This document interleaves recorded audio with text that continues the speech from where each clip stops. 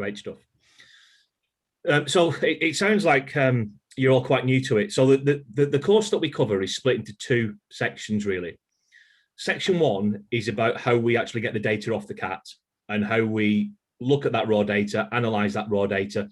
And I'm sure you guys before have seen the pie charts that people come up with, you know, about usage and things. So it's how we get it from the CAT to that stage. It's what I call analyze data. So that's the first part of the session that we do. And the second part of the session is actually what the data means. So we can get it off the CAT, we can analyze it, we can make nice pie charts, but is it good or bad data? What are we actually looking for? So I hope that makes sense to everyone. So it's kind of split into two sections. Now, for people like yourselves, one of the difficult things to do is that second part of it, understanding what the data means when you're not very familiar with data.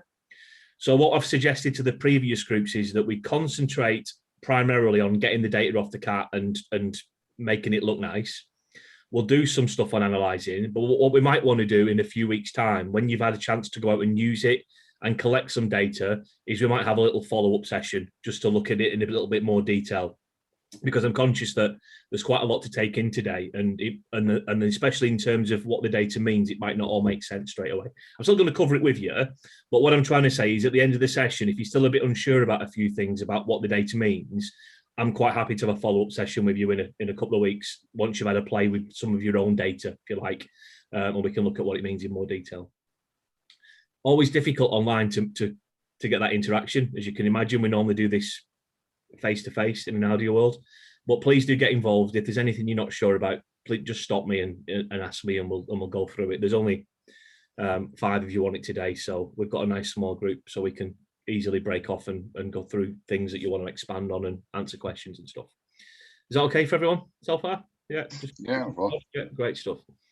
So. Yep.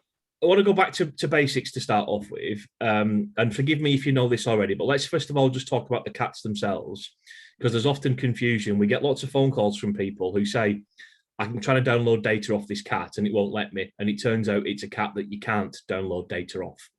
So we're using CAT4, and there's 6 main models of CAT4. There's CAT4, CAT4 Plus, ECAT4, ECAT4 Plus, GCAT4, and GCAT4 Plus. A lot of the stuff I'm going to go through with you as well, I'm going to send you a follow-up email which lists all this, so don't worry about remembering it all. When you see the plus on the CAT, the plus basically means it can do depth on Genny mode.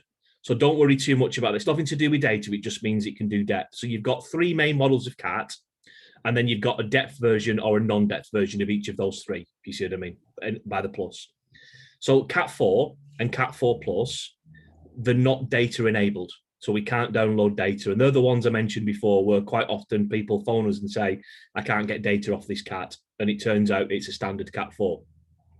A lot of people think that all CAT4s are data enabled, and they're not. Okay, so standard CAT4, CAT4 Plus, no data.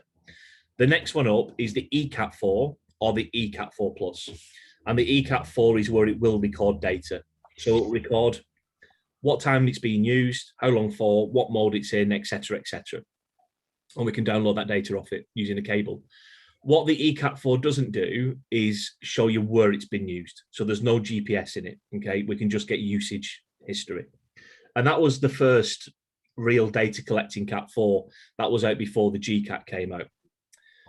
The GCAT one, so we got, again, GCAT4 and GCAT4 Plus. The GCAT does everything that the ECAT does in terms of data download, but in addition to that, it also gives us GPS coordinates, so we can see where the CAT's being used. Oh, excuse me. Now, when you hear me talking about GPS, please understand that it's very inaccurate. It's not used to determine if he picked up a specific cable or exactly where he was. It's just going to give you a rough location of where he was working. So it's more to see where he was working, not what cables he's picked up when we talk about GPS. It's a bit like the GPS on your phone. So it's very inaccurate.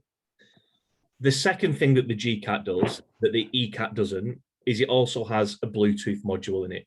So we can connect the CAT to a phone by Bluetooth and get the data off it that way. Sorry. Let's get the driver. So any questions so far? Is that okay? So that's the history over the CATs. So some of the things I'm going to talk about on today's session, just so you understand it, and I'll repeat it a few times. We're going to talk about a program called Cat Manager. We're going to talk about Cat Manager Online, and we're going to talk about analyze data. So Cat Manager, which again, I'm going to send you a link to after the session, is a program that you download and install on your computer. And that's the program that we use to interrogate the cat via a cable. It's a program that we use to pull data off the cat and pull it onto your computer. Where it gets confusing is we then have Cat Manager Online. Cat Manager Online is a website, basically. It's an online portal. Okay, so just understand the difference between those two things when I talk about them. We've got Cat Manager and Cat Manager Online. You might sometimes hear me call it the online portal for that second part of it. The traditional way that we used to do this, so back before the GCATs were out, what would happen is, and this is the way that people are still doing it, you would install Cat Manager on your computer, and then you would plug the cat in via a USB cable, and that program would pull off the raw data, okay? We'd then save that exported raw data file, and then Radiodetection, they gave out a spreadsheet, and it was called the Cat Analysis Tool. And every couple of months they'd update it. I think we got up to about version 79. And even though I say it's a spreadsheet, it was a bit like a mini program in the fact that what you did is you'd open up the Cat Analysis Tool. Within that spreadsheet, then there was a little button that says Get New Data File. You'd click on that and you'd import that raw data file into it. The Cat Analysis Tool then was the thing that created all your pretty pie charts and summarized that data, okay? Make sense so far, guys? Yeah. Okay, so that's how we did it. So you had Cat Manager, you took the data off and you put it into the Cat Analysis Tool. What Radiodetection have now done is they've now launched Cat Manager Online, which is a website. And there's two ways that we can interrogate this data now. We can still use part of the traditional way where we plug the cat into a computer. We use Cat Manager to pull off that raw data file. Then we log on to the website. We click upload and we upload that file to the website, and the website does the analyzing for us. It creates the pie charts and everything else, okay? So the idea with the GCAT is it could bypass that step. So with a GCAT, what you can still do it that way. You can still plug a GCAT into a computer, you can still pull the data off it, and you can manually upload it. But the main benefit of the GCAT is that the operator of the cat would have an app on his phone called Cat Manager, again, and he would put his login and password into that app. The cat would then Bluetooth to the phone. So every time he lets go of the trigger, the data would transfer from the cat to the phone, and the phone would feed that data into Cat Manager Online. So it completely bypassed that manual stage. And the idea is that you could be sat in your office and you could literally log on to Cat Manager Online and see what the guys have been doing this morning. You didn't have to physically go out and plug in the cat. Okay. Any questions so far, guys? This all making sense? Yep. Just jump in at any point if you're not sure. So there's two ways of doing it then, in effect, is what I'm trying to get at. Is even with an ECAT or a GCAT, we can plug it into the computer, pull the data off it, log on to the website and upload that data in there and then look at the data. Or what you can do instead, but only with a G, remember, not with the E, you can have the app on your phone, Bluetooth it to the cat, and then that'll put it up in the cloud for you, okay? There's pros and cons to each one. The problem that people are having with the Bluetooth side, as you can imagine, is getting the teams to pair the phone to the cat, data objections, turning Bluetooth off, it not connecting properly. You can imagine all the technical bits, if you like, that are involved in trying to set that up. So a lot of people are still using the kind of traditional way of just plugging the cat in and then pulling data off. Okay. And I'm going to show you all this, by the way, but that was just a brief intro and summary of what we're going to look at today. Okay. So let me share my screen with you. Because we're doing it online, there's a few aspects I can't physically show you, and I'll try and talk you through instead.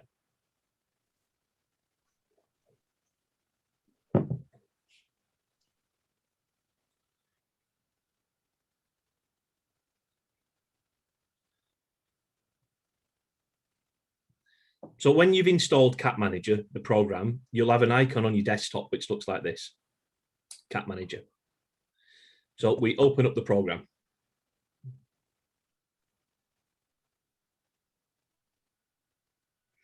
and we get this. When it comes up, it will ask you to log in. You don't need to. You only need to log in if you're going to the next level up where you're going to start self-calibrating cats and things. In order to pull data off a cat, you don't need to log in for it, okay? You can just click that box and tell it to go away. The USB port in the CAT is in the battery compartment. So when you open the battery compartment, you'll see a black rubber bung, and you pull that bung out and it'll reveal the USB port. So you plug a USB cable in to the CAT and plug it into your computer. That's step one. At the top of this program then, you'll see two tabs, software and data log. Now, I haven't got a CAT here to plug in, so I'll just talk you through it. But when you plug the CAT in, click on data log. And the easiest way to remember this, it's really straightforward, to be honest, guys. It says CAT here and PC here. When you plug a CAT in, it'll give you a list of dates down here that the CAT has got data on. So just like you can see here, you'll have a list of dates down here for that particular CAT that's plugged in at that time. Now, remember with a CAT, you can't remove data from it. You can only copy it. So whenever you plug a CAT in, you could have, I mean, some of them now, you could have probably 5 years of data on there, okay, when you first plug it in. Okay, you can't remove it for obvious reasons. You can only copy it across. So you plug the CAT in and a whole list of dates appear on the left-hand side. What you then do is select the dates that you want. So you could select one day, or you could select a week or a month or a year. It's up to you. Select the dates that you want, and then you hit the transfer button. That then pulls that data from the CAT, and you'll see it appear over here. Right. Everyone okay so far? Give us a nod. Yep. Yep. So when you select dates, it's the same on this side. You basically just click and drag. So just click and drag and say, I want them ones. Yeah, or you can just click on that one, whichever you want. But you do the same on this side. Just click and drag, select the dates that you want, hit transfer. It's on your computer. Takes about 15 seconds.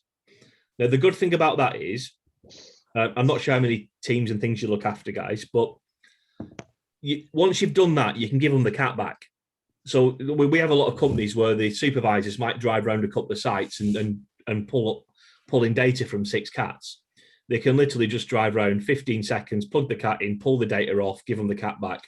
You don't need to worry about it then till later. You know, you can keep it there till you've got time to look at it back in the office or whatever else. Okay.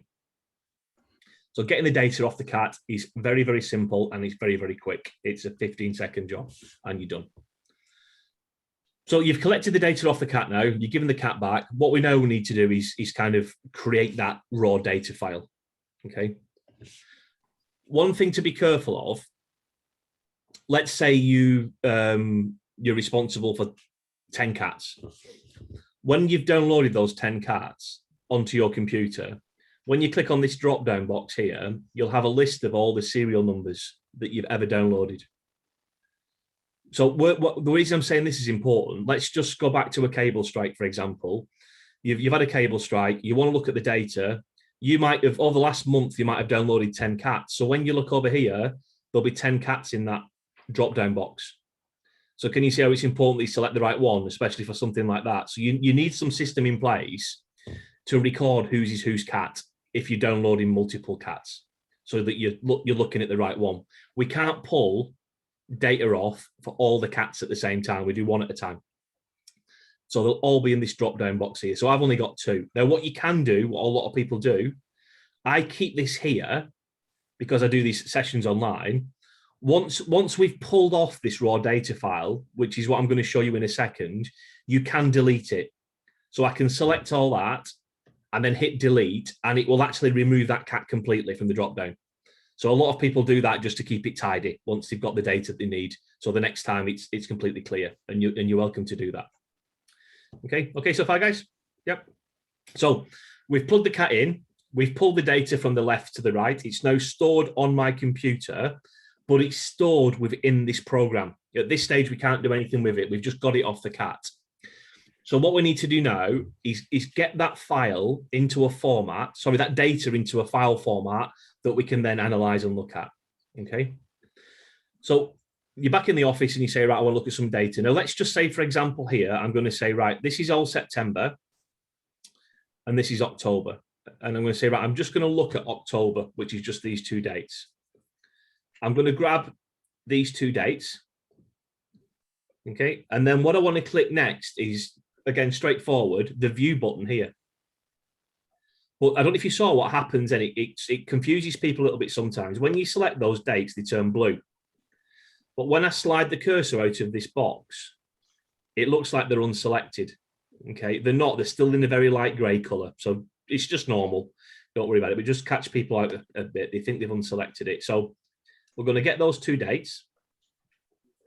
And then I'm going to go up here and I'm going to click View. And this opens what we call the CAT data collector. Now, remember, this is still within this CAT Manager program. Okay, so what you're looking at there, has anyone ever seen this before, by the way, guys? This is raw data. Anyone ever seen this? Yeah. So it's very simple what a CAT does, the way it records this data. The CAT simply records its status every second and puts it in a spreadsheet. So every line of data here is a second. So every second, the CAT says, I'm in this mode, I'm picking up this signal, my sensitivity set here, my blade angle's here, my paddle angle's here. And it does that every single second while that trigger's plugged in, while the trigger's held in, okay? So as you can imagine, for a couple of hours use, you've got quite a lot of data. So some people prefer looking at raw data, like I'm looking at now. Some people prefer it being analysed, summarised, if you like, into pie charts and things. And there's pros and cons to both. So we're going to just ignore the raw data for now. We'll come back to that later. Remember, what we're trying to do at the moment is get that into a usable file. Okay. So I need to remember again, this is still within the CAT Manager program. I need to get it out of that. I need to extract it or export it here at the top. This is another common mistake that people make when we get phone calls from people saying it's not worked right. If I click that export now, I'm going to export one line of data, which is the line in blue, which is, if you remember, it's 1 second's worth of data. It's no use to us. Okay, so just remember, before you hit that export, you're going to go over to the left here and click Select All.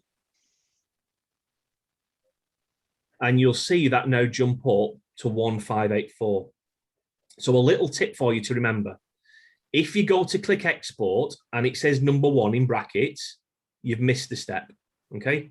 You're only going to take out one line of data. So always click select all and then export, okay? When you then click on export, it will give you 3 options. For what we're doing, we just want the first one, CSV, okay? So just remember, CSV is what you want, the very first one, and you're going to click export to CSV.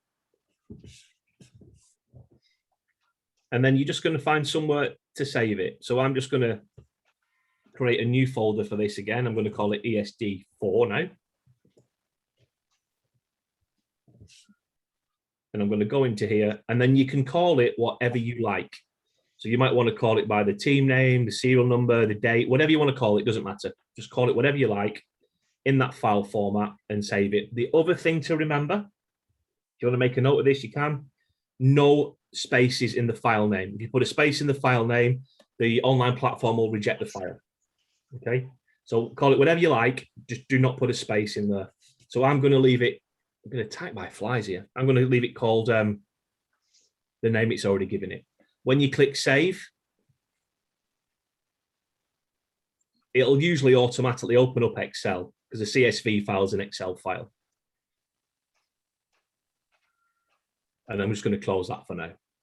And I'm going to close this and I'm going to close this. So what I've done there in those few steps is I've pulled October's data off that CAT. I've viewed it in the data collector and I've exported it as a CSV file. As long as you can do that bit, you'll normally be all right. Because just for example, if you ever contacted me and said, Pete, can you look at some data for me? I want to see what happened on this day. I'm going to say to you, can you send me the CSV file? Yeah. So as long as you can get that, somebody else can then help, if you like, somebody else can look at it for you. It's that file that we need for that data.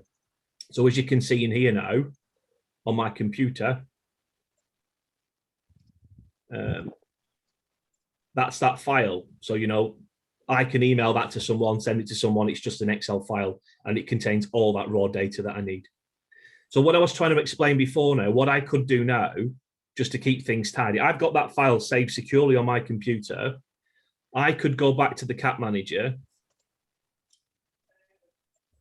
and just to keep things tidy, I could delete that. Does that make sense what I was saying before now? Because I've got it now. I don't need it in there. I could just select that and delete it. I could even select the whole lot and delete the whole lot. Okay. And it would tidy that program up for me. Okay.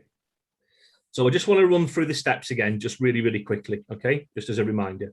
So we open up CAT Manager and we connect our CAT. We get a list of dates on the left-hand side.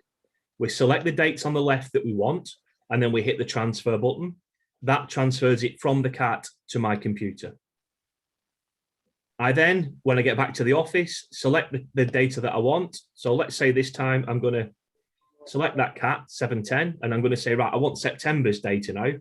So I'm going to pull up, I'm going to click and drag, select that, and then I'm going to go to view.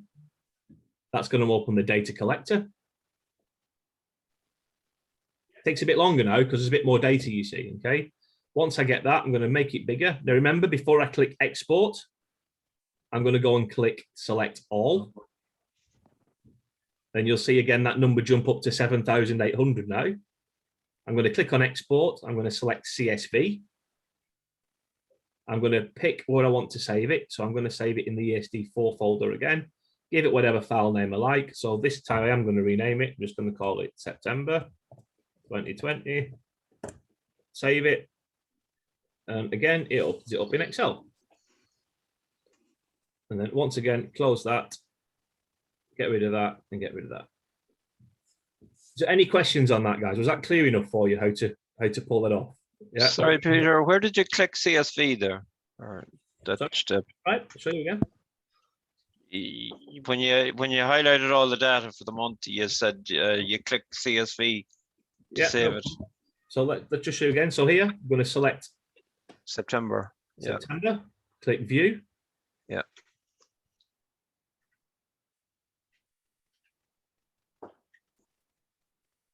Just make it bigger, just to make it easier. So remember, before I click export, I'm going to select all. Yeah. Now, when you click export, you get three options. Can you see it there? My cursor. All right. I see it now. Yeah. CSV, export, XLS, or KML. Okay. Now, the reason for the other options, just while we're looking at it anyway, we're going to put this data into the online platform. Okay. And within the online platform, we can see a map of where it's been used. Okay.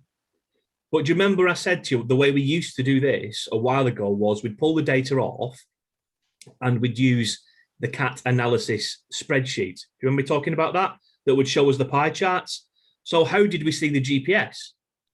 Because it's a spreadsheet before we had the online portal. So what you would do here is you would then export to KML. Okay, and then if you've got Google Earth installed on your computer, watch what happens now.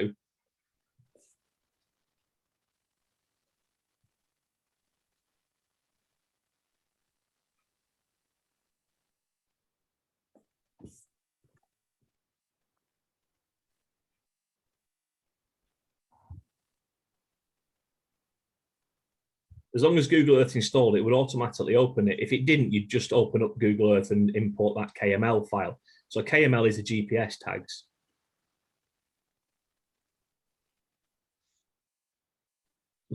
It runs a bit slowly, so just give it a minute.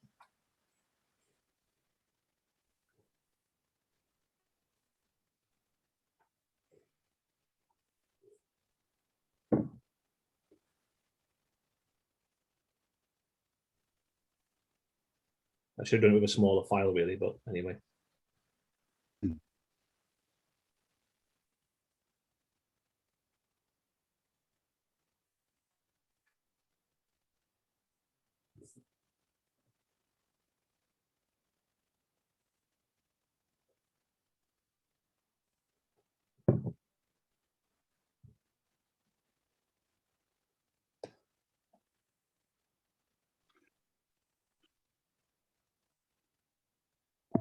It's not a very fast computer. It's a little Surface Pro that I use for presenting on. So it's when you ask it to do quite a bit of stuff, it doesn't like it.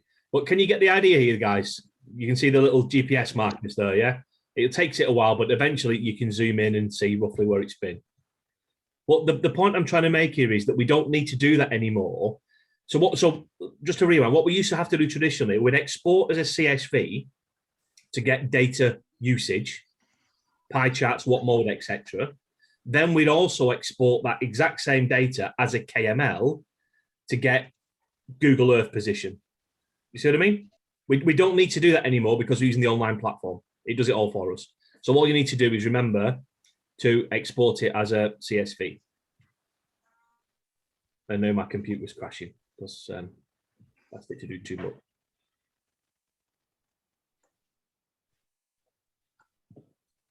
Just get rid of that.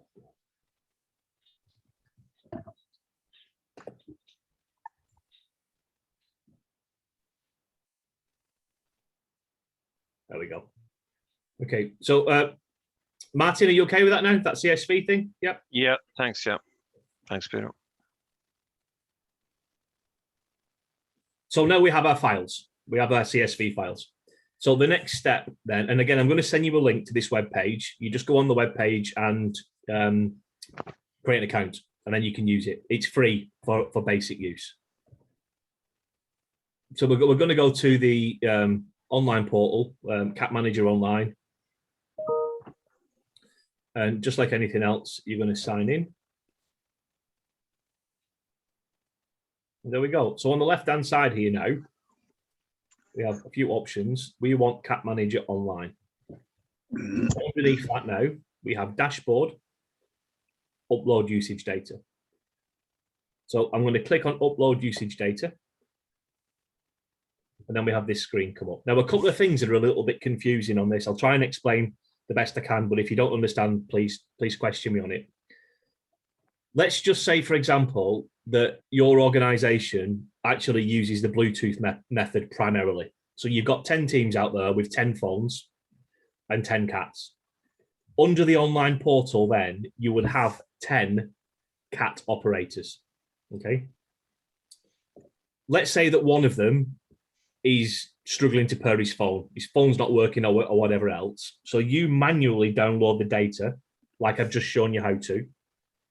When you upload it into the platform, to keep consistency, what you might want to make sure is that you upload it to the correct operator. Does that make sense to everyone? However, if your organization isn't using the Bluetooth side, you're just manually pulling all the data in, just allocate it all to yourself, because all you're doing is using the online platform to summarize that data. You don't have to put it to the right person. The only reason you'd want to do that, I said, is to keep consistency, so that if companies are sharing the same portal, you know, data is allocated to the right person. Does that make sense for everyone, that I've just explained that? Yeah, okay with that? So if you're just using it for yourself, which most people do, I'm just going to select me, even though technically it's not my data. And then I'm going to pick up the choose file option. And if you remember, we did ESD4. We have the two options. I'm just going to select the first one, which was October. I'm going to click open, and then I'm going to click upload.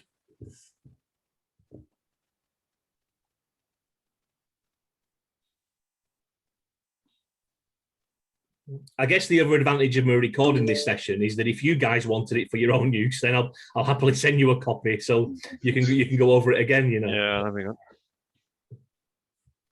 Okay, so it's saying now that it's the data has been uploaded successfully. Okay, it's saying duplicate logs ignored, because, as you can imagine, I've done this quite a few times now using that same data set. So it was actually already in there. I was just showing you how you would upload it. Once that data is in there, we're going to want to have a look at it. So I'm going to click on the dashboard button here now.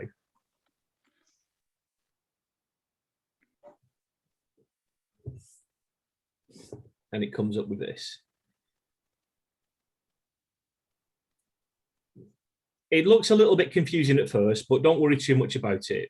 All this here, I never use any of this. So going back to what I was saying before, some organizations out there, they're all using the Bluetooth side. And what they've done is some of the bigger companies in particular, I think Amy's one of them, they've set up all different areas and contracts, you know, like telecoms, electric, Scotland, England, all that kind of stuff. So that's all that's used for here. It's just when you've got a really big organization with hundreds of people using the app, you can just filter it out a little bit more by area and contract. I said you don't need to worry about that too much at this stage. All you need to do now is go to the date range here. So if you remember, the data that we put in was for October. So if I just click from, and then I'm going to go over here and select October. And I'm going to say, right, I want to see all of October. So I'm going to click on the first and then click on the last day. And then I'm going to click apply. And that's going to show me all the data that I've ever uploaded for October. And it appears down here. So what this is now telling me is that for that period I've selected, historically, I've put 3 CATs worth of data in there. Can you see again why this knowing the serial number is important? Because I don't know whose these are really. All I do know is it was CAT 710, the one that we were dealing with. So if I click on that, it'll then expand that option. And as you can see here, if you remember from the CAT Manager program, we pulled off the 5th and the 13th of October. Okay. So we can now see that data and get more of a summary of that data. So let's just ignore the 5th at the minute because that's a bit confusing. I'm going to come back to that in a second. Let's look at the 13th.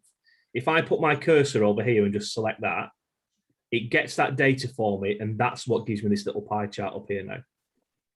So let's look at what it's telling us. On the 13th of October, the total time the CAT was used for was 4 minutes and 21 seconds.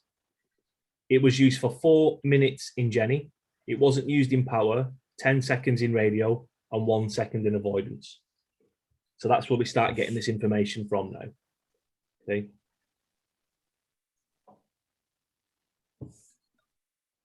Down at the bottom over here, if I look at it here, I've got the same information. 4 minutes 21, so this is total time, 4:21. Genny mode, 4:10. Power mode, 0. Radio, 10 seconds. Avoidance, 1 second. Any questions on anything you see? Just jump in. Is there anything you want to ask me?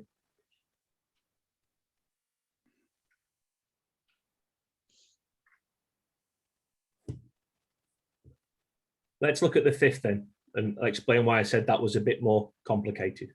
You'll see there's 2 entries for the 5th. And the reason for that is that the CAT breaks things up into what it calls surveys. So this is survey 1, and this is survey 2. It's a bit vague on how it does it, but what it's trying to do is, just to give you an example, you use the CAT in the morning for 15 minutes. Then you stop using it and you have a break from using it for about 15 to 20 minutes. The next time you start using it, it will put that data into survey 2.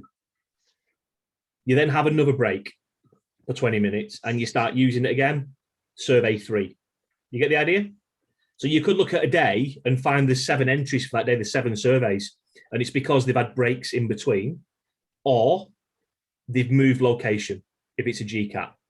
So you could use it for 5 minutes here, walk 150 meters away, 5 minutes later, even though you've not had that 15, 20-minute gap, it would still put it into survey 2, because according to the CAT, your position has significantly changed. Okay, so those 2 criteria it uses to decide whether to put it in the same survey or the second one. You with me, guys? Yeah. Now, the problem with that is what sometimes happens is quite often, most days, you have at least 2. Because I don't know if you've ever done this before, but when you get the CAT out with the van in the morning, what can you not help but do? Pull the trigger. So you pull the trigger and then you put it to one side for half an hour. So, of course, when you do start using it, you're in survey 2. And that's why you'll often find things with the first survey where it's sometimes a bit meaningless. It's like 50 seconds, you know, or him walking with the CAT and the trigger in, or it could have been his morning test, you know, testing it on something. Okay, so just bear that in mind that it will break it up into these different surveys, and it's based on a difference in time or a significant change of location for it. Okay. if we look at this one down here, so that's that CAT for October. We can look at a different CAT. So I'll go on to this one down here. So this is on the 27th and the 28th, and it's all just put into one survey on this one. So if I click on this one, the CAT was used for 19 minutes on that particular day. And this is what I call bad data, if you like, because we've not got enough Genny usage.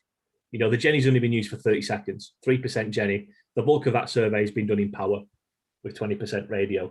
So when we move on a bit later about looking at what's good and bad, if I see data like that, I'm a bit concerned that we're not using the Genny enough on that particular data set. The one for the day before on the 27th was a little bit better. 9.5 minutes total time, 4.5 minutes Genny, 1.5 power, 30 seconds radio. Okay. Couple of little points I want to make on this when we start looking at analyzing data is that these are just summary screens, really. We can go into it in more detail. What I can do at this stage as well, if you want to email this to someone, click on PDF here. Just give it a little, I always call it test again, and just click generate. That will generate me a PDF of that information. You know, just if you want to email it to somebody, you know, and send it off, it's really easy. Just click the PDF button and that'll do that. That doesn't create the pie charts though on that one, okay?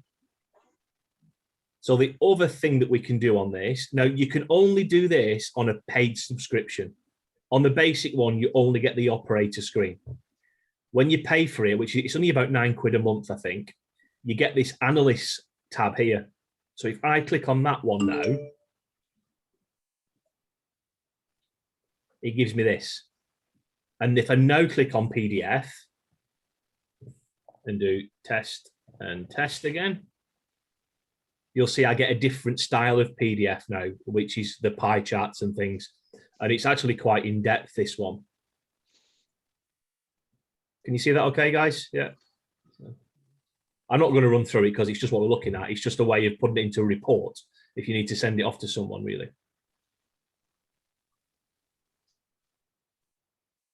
So it gives you quite a lot of information in there that you can print off as a PDF, but you do need to have the paid subscription to get that secondary tab in there.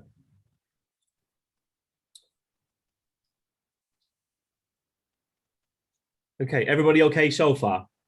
Okay, let's just have a quick 5-minute break, guys, just bathroom and get a drink, because I'm going to go into what this data means now, and it's quite heavy going. So it's 3 minutes past 10, just 5 minutes, about 8 minutes past, is that okay?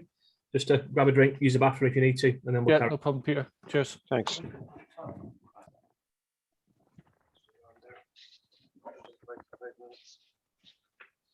That's the canteen, isn't it? Yeah.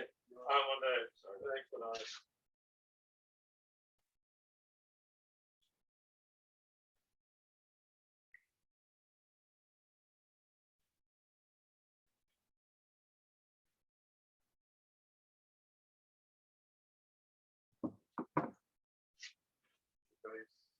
Hi. I had a quick explain to those.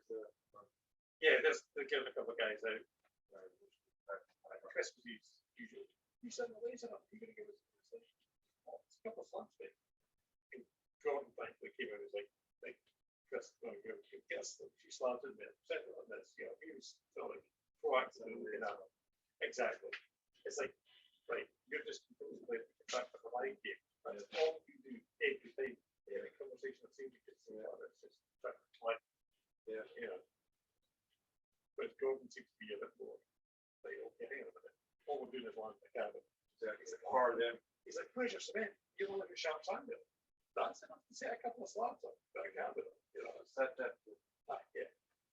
Oh, all you do is bed the bottom on it. Then you stack the slabs on top of each other. That's pretty much only just to level the slabs. That's what Gordon was pretty much sort of did. It's like, yeah, what stuff the little fucking doors. Well, like, I think he's like I say, completely playing the contractor client game. Either that or he's, oh yeah. That's the way he comes across. I don't think he's that thick. No, he's not. He's fucking perfect. Right. So he's completely just playing that game of all I'm doing is this. So, a bit of cooperation. Yeah, it's for them, you know, they can't come in and slag us off and out of for. We've asked, we paid for the men. Yeah, We don't want to put an extra with. yeah, exactly. Yeah. So 2 men, I didn't even ask him to come. Yeah. Stand there, supervisor, charge for a supervisor as well. Up and land cabins, you know. So we'll see what they come out with, but I think that a quick email about just see there'll be a couple of ways just like for them. Yeah, but, yeah. Sure, what do we do? We have to get them land. Well, that's it. Something. Sam, ring up. And I just email back saying, oh shit. Back to this. Yeah.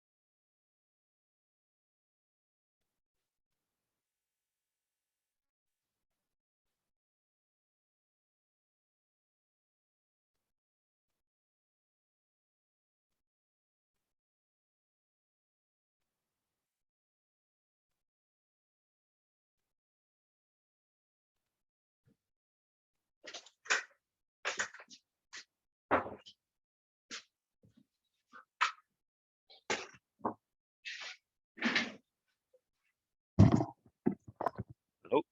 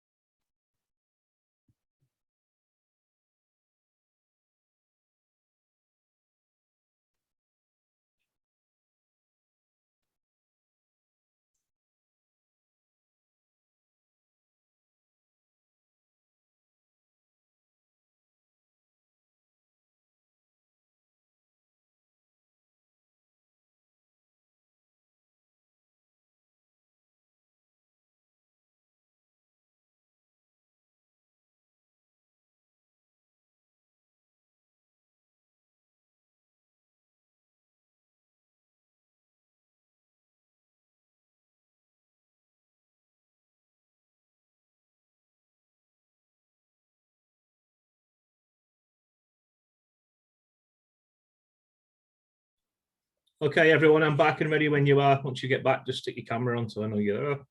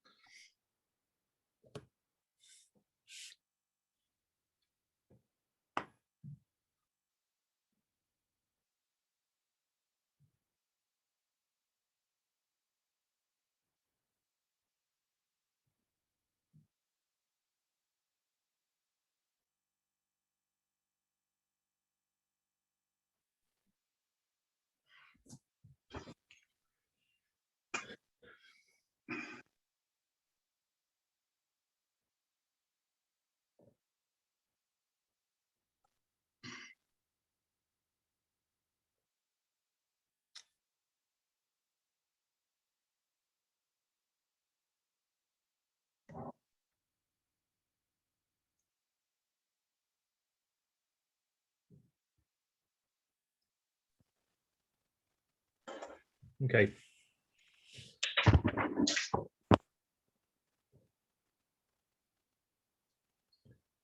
So we're going to have a look at a couple of things now in terms of a bit more about what the data means before I show you the second screen that we're going to go into as well. So a couple of things that we can get from this when we look at it, and a few things we need to bear in mind when we are looking at it is, let's look at the time first of all. So this data here is telling me that that cat was used for 9.5 minutes. One of the things that you need to remember is that the time recorded on the cat is what I call trigger time. So it's only the time the trigger's been held in, and it might not be a true reflection of how long they've spent doing the survey. So it wasn't too long ago that somebody was pulled in, and I can't remember the exact timings now, but they were pulled in and said, you've only used your cat for 5 minutes. And he was adamant that he'd used it for, 15 minutes or whatever it was. And they were both right in a way, because if you think of doing a Cat and Genny survey, think about how much time during that survey the trigger's actually pulled in for. You could be connecting your Genny up, you could be letting go of the trigger while you spray something on the ground. So you just need to just bear that in mind when you are looking at it, that doesn't mean he's only done a Cat and Genny survey for 9.5 minutes. It means the trigger of the cat has been pulled in for 9.5 minutes. He could have been doing it for 15, 20 minutes. Just give me a nod if that makes sense to everyone. Understand what I'm saying there, okay? The other thing to remember as well is that sometimes this time is also down to how the operator uses the cat. So if you've been on the courses with us, and you might remember, one of the things that we teach people to do, let's use one scenario. You're in a street and you've hooked up to a lamp column with the Genny, and you've got 100 meters of street light cable to trace with the cat. Now, we would teach someone to pull that trigger in and don't let go of that trigger. Find the cable and then follow the cable along that street. And as you follow it along, you'll be spraying it on the ground. Okay, and because there's a benefit into tracing and following signals is that you're looking for any sudden signal loss and things like that might indicate joints and things. So we push that quite a lot of actually holding that trigger in and following that signal along. So he's just traced 100 meters of streetlight cable, and let's say it's took him 3 minutes. Another person that might have been trained differently comes along, exactly the same cable. He pulls the trigger in and he finds the cable. He then lets go of the trigger while he sprays it on the floor, and then he walks a meter or two down the footpath. Then he pulls the trigger again. He finds the cable again and he lets go of the trigger while he marks it. He would probably only log a minute. So one would do 3 minutes, one would do 1 minute. But if you want to be fair about it, they've both really done the same thing. They've both traced that cable. Again, does that make sense to everybody, what I'm saying there? So there's a few factors like that which you have to look at when you're looking at data. The other thing that's really important is, especially when it comes to cable strike investigations, is taking the data in context with what they've actually been doing. So I'll give you another example. You've got a team on a project for a week. They spend Monday and Tuesday doing all the Cat and Genny work. They use it for a really good amount of time. Then by the time Thursday comes, they're then excavating and they hit a cable. Somebody comes along and they only download the data for Thursday, and it says they've only used it for 10 minutes. But the truth is the bulk of that survey was done on the Monday, Tuesday. So can you see how it's really important to understand what they're actually doing when you're pulling data off? You need to have, people often send me data and say, Pete, what do you think of that? And I'm like, well, what do you want me to say? I don't know what they've been doing, where they've been working, how many cables there were. It's very, very hard. So when you are looking at data, the advice I would give you is please try and make sure that you've got the whole picture of what they was doing that week, where they were working, etc. Another question people often ask me is, how long should they be using it for? And it's a how long's a piece of string question, because where are they working again? How many cables are there? So when I look at data, what I'd ideally want to do is, if I'm looking at this data now, I would like to know where he was working, what site he was on, what they were doing. And I'd also like to see the stats plans to give you an idea of how many cables are potentially there. Just outside our office, we have a street outside the office, and in one footpath, there's 7 electric cables. There's 3 HV and 4 LV. And on top of that, there's 3 house services. In the same footpath, you've got BT and cable TV and a water pipe. The opposite side of the road, in the other footpath, there's 1 comms cable. So can you see, just depending on which footpath you're excavating in, would completely change how much time you would be using that kit for. Okay, again, does that make sense, everybody? You're with me on that? Okay, so we need to have an idea of what they were doing and how much stuff's there before we start sticking times on it of how long they should have been using it for. One of the things that I like to do is, and it might not be a great example of this, but I'm going to show you anyway. So on this one here, let's just move that out of the way. So I'm going to select this one here where it says he's been using it for 19 minutes. And then I'm going to click this next button over here, okay? And that takes me into a more detailed screen. But the extra information I've got here, which I think is important information, rather than just seeing how long he's used it for, what I can now see is what time did he start using it? 2 minutes past 10. What time did he finish using it? 11:38.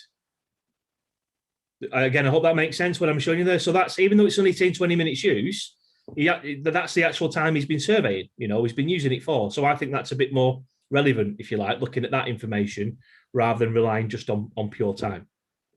Okay.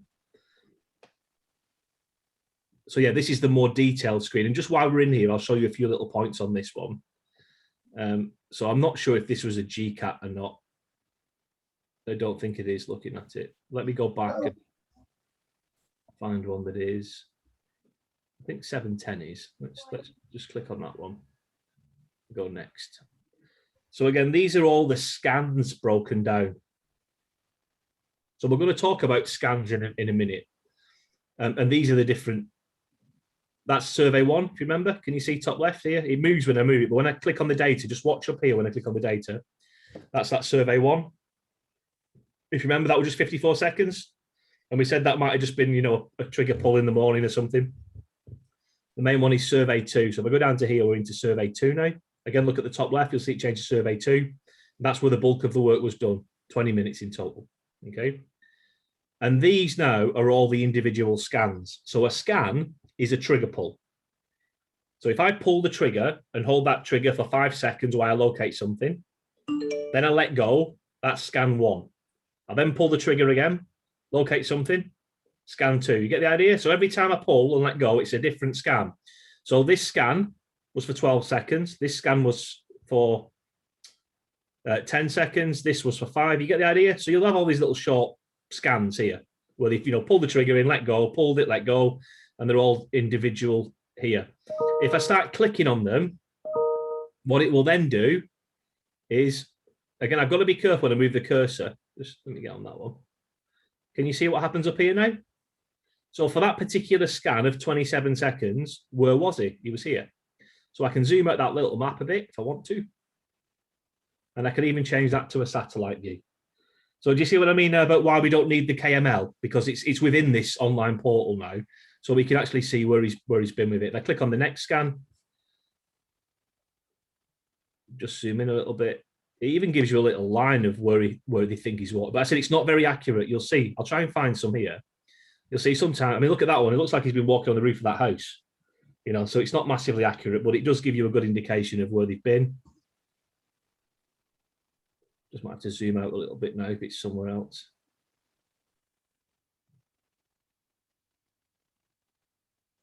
Can you see that green line that's appeared there now? So that's where he was. So that was a 3-minute 43 scan. Quite a long one, that. So this is what I meant before about that's where he might have been tracing something, you know, following it up as he's gone round there. So that's quite a long scan on that one. Okay. This all making sense, guys? Are you all okay with this, what I'm showing you? Mm-hmm. So this is like what I call the second screen, if you like. So if you remember, just to show you again, as a recap, back button here, that was our first screen, yeah, where we picked the date range and got the dates up. And then when we say, right, well, I want to look at the 28th in more detail. So I click on that, and then I'm going to click into this here. Okay, and I click on that, and then we go into the more detailed one, which again shows us start and finish times here.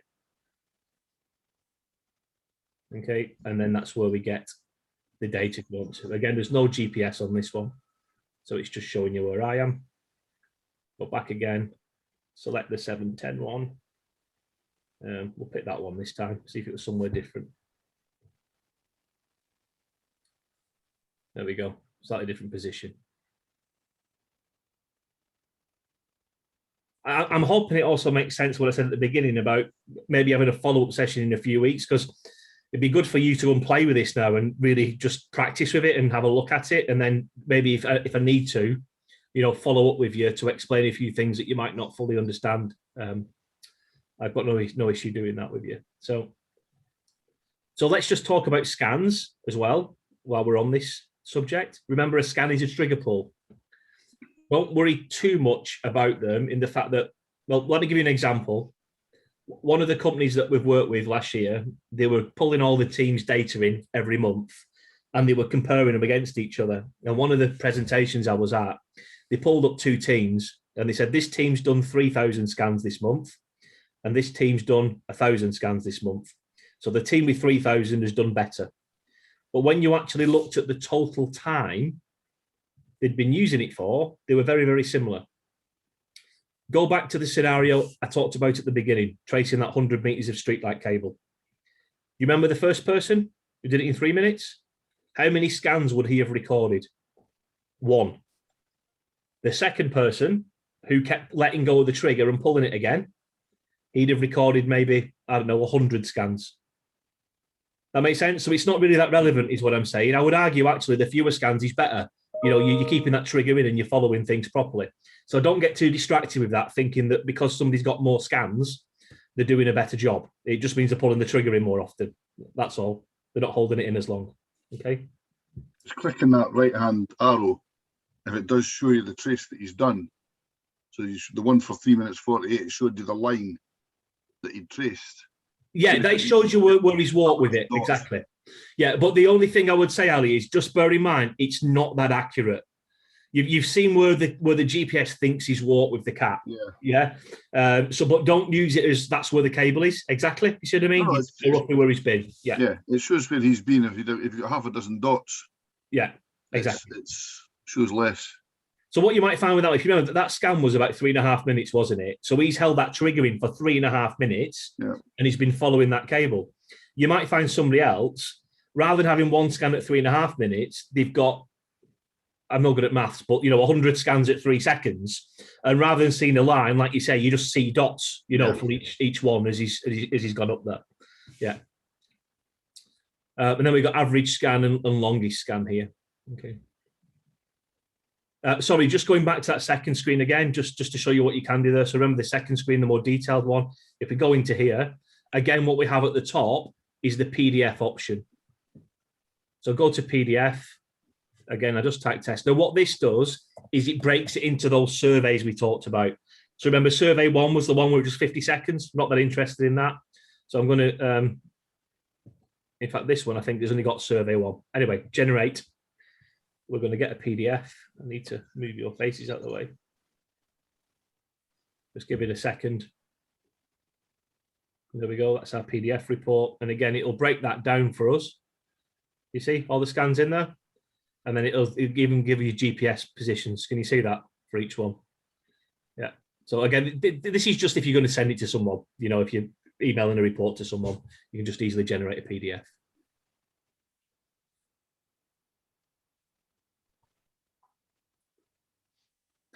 I'm just going to go back to the beginning and recap quickly. Okay, so let's just go back to the home page. So first of all, remember, we log on, Cat Manager Online. We go to upload usage data. Just select the operator as yourself, choose file, select your CSV file, upload it. That's done. Okay. Then when we want to interrogate the data, we go to dashboard. Don't worry too much about all the options. Just go straight over here to the date range. Go here, pick any dates that you want that you've uploaded the data for. So obviously when you do create that CSV file, it's worth having a note of which dates you're interested in before you get to this, okay? So you always have to change the year first as well if you're going back in time.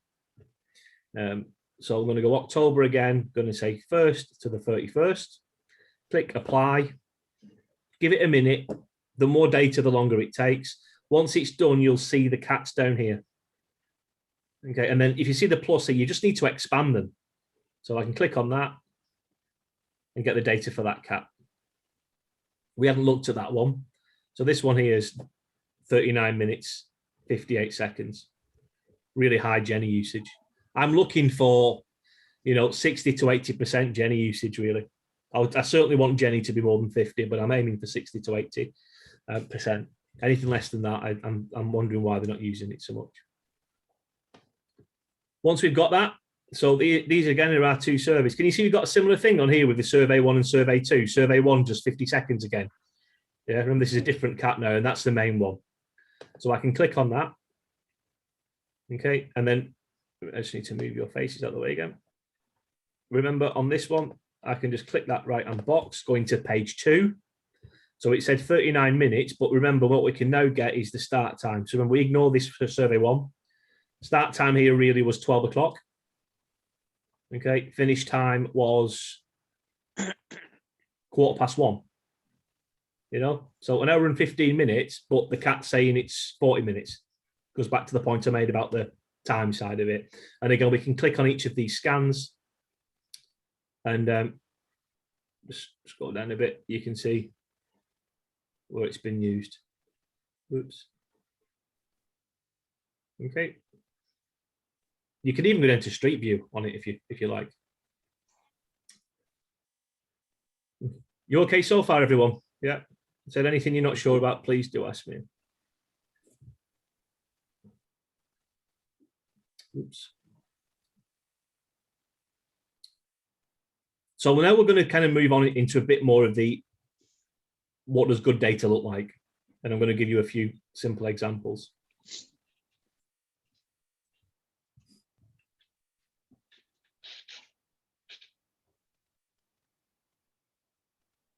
What I want you to look at is some, I guess what I'm trying to say here is there's a few little warning signs that I look for when I'm looking at this analyzed data. Remember, we can always go back to the raw data. And sometimes you need to do that if you're not sure about something to get clarification, because we do get more information from the raw data. If we look at this survey here now, let's look at what it's telling us. So it's saying on that day, he used it for 21 minutes, just to round it up. And during that 21 minutes, it was used in Genny mode for 19.5 minutes. What you have to remember is that what this is really telling us is the trigger on that cat was pulled in while it was in Genny mode for 19.5 minutes. That's all it's telling us. Was it being used though? Was it picking up a cable? Is it real? So what we can get from this straight away is if we look across these boxes here. So remember, this is total time, 20 minutes 53, 19.5 minutes in Genny mode, 1 minute and 9 seconds in power, 20 seconds in radio, none in avoidance. But look at these two columns here. This is where we get some extra information. If you remember from your cat and Genny training, the Genny kicks out 2 frequencies, LF and HF. Don't worry too much about it. Don't stress about it, but it sends out two frequencies.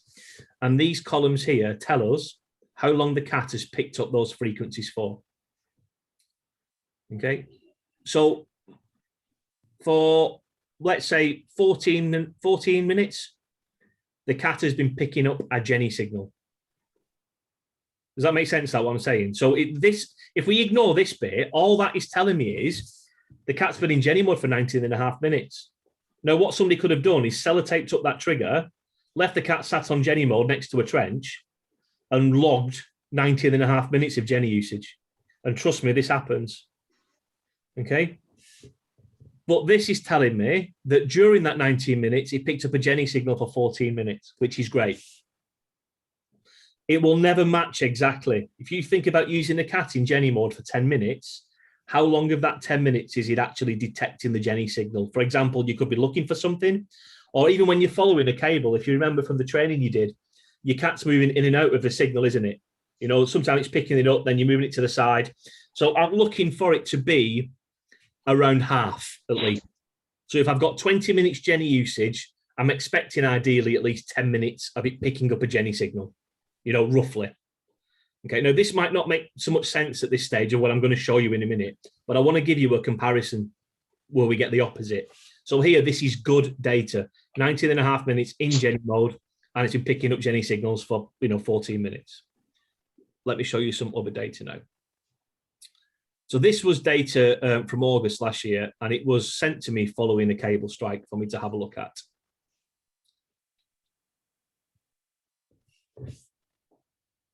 And this is, I touch on this quite a lot about the problem with people relying purely on pie charts because they don't give you the full picture.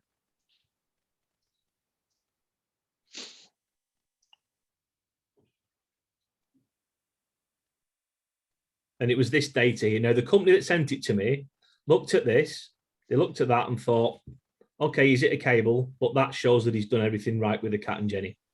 He's used it for 16.5 minutes. He's had really good Genny usage, 63%, 10.5 minutes in Genny. So on the face of this, they thought that looks pretty good.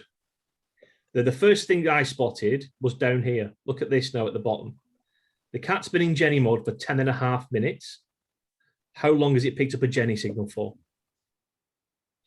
Yeah, 44 seconds. Likelihood of that, I'm like, no, that doesn't happen really. You could argue, well, maybe he was looking for something for 10.5 minutes and didn't find it. Right? But, you know, to me, that's an alarm bell. At this stage, I'm not accusing anybody, but I'm just saying it's a trigger that says there's something not quite right here. The other one that caught my eye was here. This is another good one to look out for, guys, if you're worried about people faking data.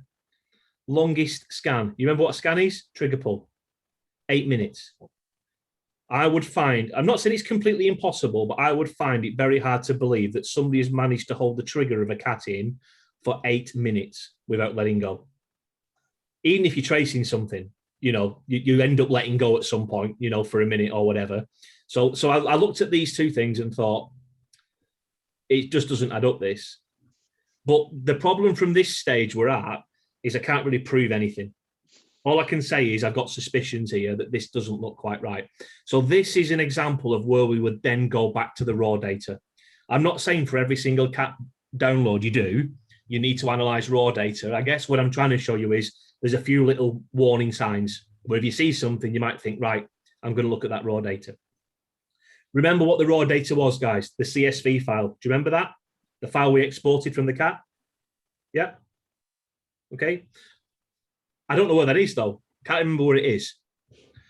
Okay. Or what it was even called. So the really good thing that we can do in the online portal, rather than me going back searching my computer for this raw data file, I can actually pull it back out again. So if I go up here, can you see where it says CSV? Can you see that at the top? Just going to click on that. And once again, I need to move your little window. And it appears here. And now I've got that CSV. Again, does that make sense what I was showing you there? You don't have to go finding the original file. It's already in there. You just basically pull it back out again, okay? So this is raw data. Now, when you open up the raw data, I'm going to move you back to the bottom again. What always happens is this column F here, it always hashes out the date. And all you need to do is just make that column a little bit wider, like that. You see that, yeah? So just make it a touch wider and the date comes in. And the way I look at this data now is I put the date in the left-hand column. So I have column F on the left. And I'm not sure how good you guys are with Excel, but one thing that I find really handy, especially when I'm new to looking at raw data, these are the headings here. Okay, I'm just going to make them bold so you can see them.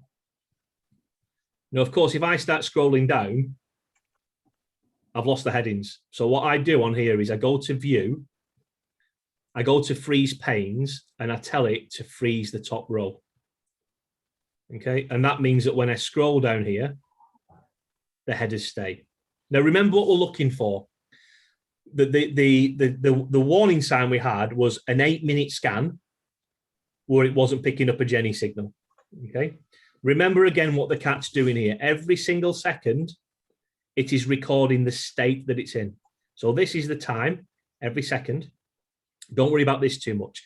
This is pure signal strength, but this is a signal strength broken down into each mode. This is where the sensitivity is set up, okay? So, your knob on the cat, all the way up is 100, all the way down is 0. Every second it records where it's set at. And this is the mode that the cat was in at the time. So we'll just look at those fields for now. And I'm going to scroll down. So at the moment, the cat's in power. And I'm looking for when it was in Genny mode for all that time. And it's here. Can you see that okay, guys? Just give me a nod. You're okay with that? Yeah. Yeah. So remember, every second, if I scroll down through this, the first thing I want you to see is the sensitivity position, 86.4. If I scroll down through that 8 minutes, does it change? Yeah. You know, especially on Genny mode, if you guys have used the kit, I'm sure you'll know, is going back to the lamppost scenario, what happens when you get further away from the Genny? The signal reduces, you've got to turn it up, haven't you? So you could argue that on power and radio, you might have a long stint of keeping it the same. On Genny, that never happens. You know, you're always adjusting it to compensate for loss. So 8 minutes without the sensitivity control being turned up or down, I find it very, very hard to believe, okay? The second one is let's look at signal strength. So remember two frequencies, 33 and HF. We've already confirmed this on the online portal anyway. They look big numbers, don't they, here? But if you actually look, it's 0 point something. 0 point, it's nothing basically, it's background signal. So for that whole 8 minutes, it hasn't picked up a Genny signal. So the two things we've got now are 8 minute scan, no sensitivity control movement, and no Genny signal being picked up, okay? The next one is a really good one that we can't get from the raw data. Over here, in these two columns, we have blade angle and paddle angle. So if you look at my camera for a second, if you imagine that's the cat, blade angle is this, and paddle angle is this. And the slightest movement on that cat will cause a different number here. So let me show you real data where it's being used at the top, at the beginning, and what you'll see up here. Can you see the difference now? Yeah, the cat's moving. Okay, the blade and paddle angle are changing as it's moving slightly. But when we get down to that 8 minutes, what happens here for 8 minutes? It does not move an inch. So we've got 8 minutes, just to recap, no sensitivity control movement, no Genny signal being picked up, and the cat not actually moving. So I'm pretty sure you can guess what he'd done. You wouldn't believe how often this happens, honestly. It's because the sad thing is the amount of times it actually gets passed because people rely on the pie charts. They just look at that and think, yeah, I'm happy with that. That's great. Not realizing it's all fake. Okay. Any questions on that? Are you okay with that, guys? Yeah, makes sense. Now, the other thing that caught them out, and to be fair, I can see why, is when they clicked on the data, just going to move you again, and went into the next screen to look at the GPS. So remember, I'm looking for that scan. This was it here. Can you see there? 7 minutes, 57 seconds. Yeah. But look at look at the GPS. That tells a different story, doesn't it? That looks like he's been moving. We know from the raw data that cat didn't move an inch. But when you look at the GPS, it looks like it's been moving. And you know why? Because it's so inaccurate. I'm sure you've probably been stood there with your phone before, you know, and it just moves. It's the same with the cat. So you can't rely on that GPS to see if it's been moving. It's very, very approximate. It's a really cheap GPS module in it. And if you look at the satellite view on this,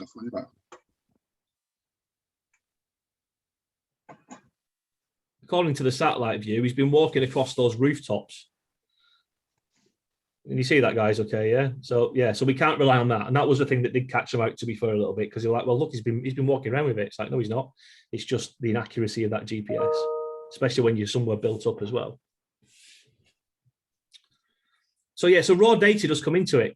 You know, you can go back and look at raw data if you need to, and you get a lot more out of the raw data. The other thing that you will see here as well, which I didn't show you before, so look at that scan line again. So remember, this was a 7 minute, 57 second scan. Once again, here it's confirming that. Can you see the 0 and 0 in how much it's picked up? But also look here. So these two columns here are telling you that during that 7 minutes and 57 seconds, the maximum gain, the maximum sensitivity the cat recorded was 86.5, and the minimum that it recorded was 86.5. So can you see that's telling us the same story, that the sensitivity didn't move? if you look at some of the real stuff here, like this one before it, this was a 1 minute 53 scan. Okay. But the max and the minimum, can you see that? So that's telling us it has been moved, you know, during that time, you see.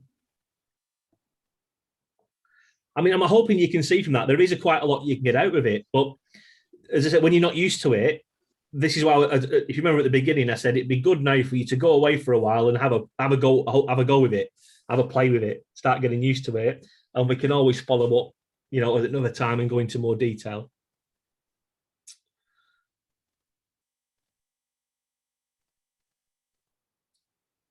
And then again, up here, I'm just going to go back again. Back to that data. Any questions?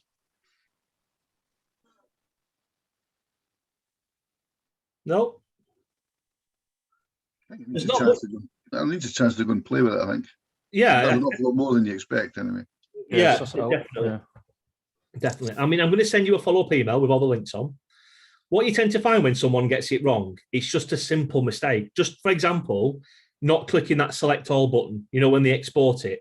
Just little things like that. So when you have a play with it, you'll have my contact details. Please feel free to get in touch. I can jump on and do a one-on-one with you for 10 minutes.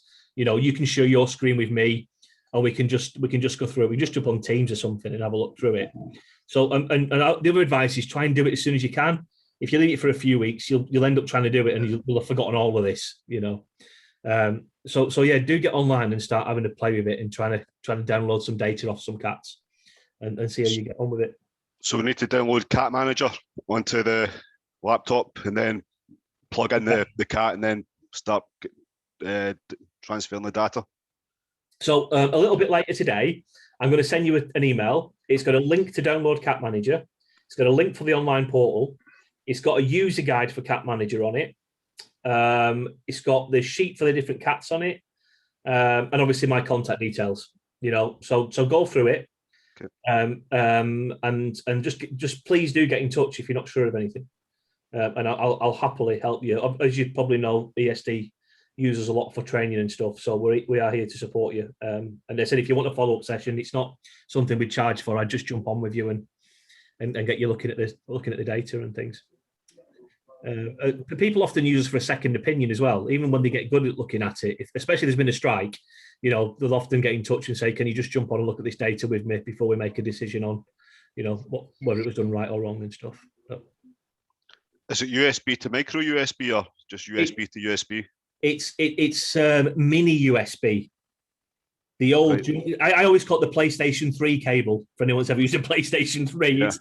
It's the bigger one that you don't like, the BlackBerry charger type one. You know, the bigger one. I know the one. They're kind of hard to come by these days. I don't know if they're supplied with the cat. I don't think they're supplied with the Cat and Genny. Nope. You have to. We just order them off Amazon. You need to get good quality ones, because I'm not technical with cables and stuff, but we found quite a lot don't work. And I think they need to be. I think some of them are for data only, and some of them for data and charging. I don't know if there's a wire missing or not in some of the just data ones. So just don't get the too cheap ones. Get the ones for charging as well. I think they have an extra wire in it, something, I don't know. But yeah, we've had a lot of calls where people have said it's not working, won't recognise the cat. And my advice has been just swap the cable and then it's worked. So if it doesn't work, it's probably the cable. Okay, I think that's about it, guys. I hope that was okay for you. It's not easy trying to do it online and stuff. What the way we used to run these courses, well, the way we still do, is we do it in person. And what we would do is we'd bring in cats, get it all set up on your computer, and get you plugging the cats in, you know, and pulling the data off yourself and things. So that's why I've been suggesting to Licker that we kind of do it almost in 2 sessions. Do this one, you go away, get it all set up, get your cats connected, and then if we need to, jump back online again in a few weeks and do a bit more if we need to. Once you want to play. Yeah. I'm just stop that share.